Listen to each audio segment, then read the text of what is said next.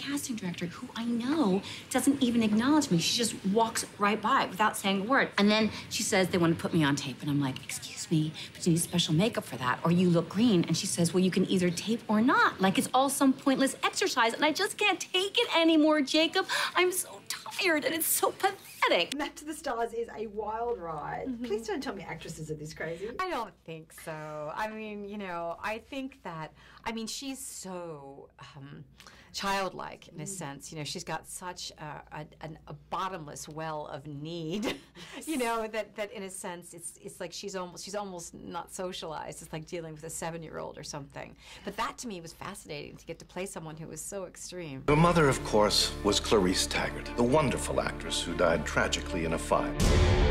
What is it like starring in a remake of a movie and essentially playing your mother? Her mother presumably died in a fire when she was a child, and you don't know who set the fire or what happened, and Havana also believes that she was abused by her mother, and you don't know whether or not that's true, but you know that Havana believes it. But she's also someone who I think longs to be parented. All she really wanted was her mother's attention and her mother's love, and she's never been parented, and as a result will never be able to kind of fill up, you know, just wants to kind of take and take and take. So she's childlike and tyrannical all at the same time. But there is that need of actors, I think, that feeling that they'll do anything to get attention and get a part. I know. Well, I mean, you know, Hopefully I not, think, but, yeah, exactly. But you, not that you need to. Right.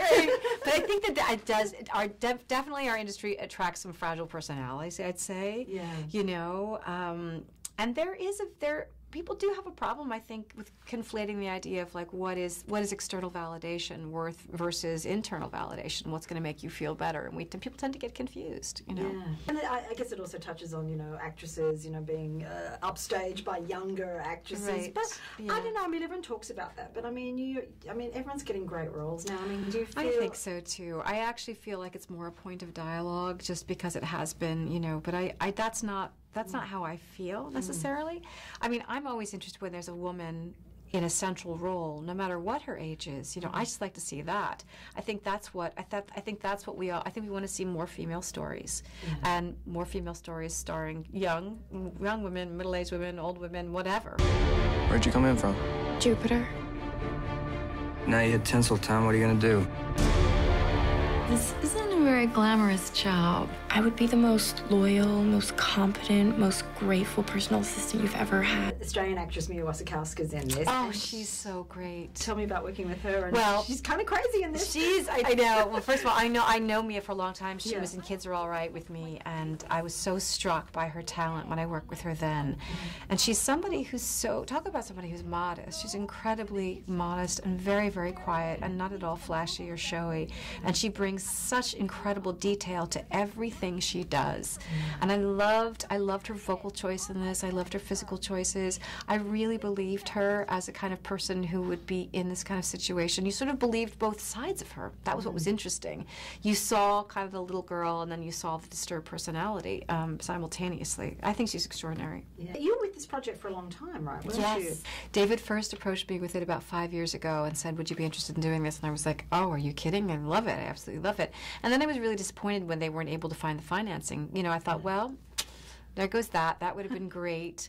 And then got a phone call saying they received the financing, and was I still interested in doing the movie? And I was like, yes, absolutely. I mean, what an opportunity. He's an extraordinary filmmaker, David, and someone I'd always wanted to work with. Just tell me a little bit more about David Cronenberg. What is he like, you know, as a director? How does he work? Oh, he's great. He's incredibly thoughtful, incredibly well prepared. He really knows what he wants to accomplish in a scene. He's seen it visually.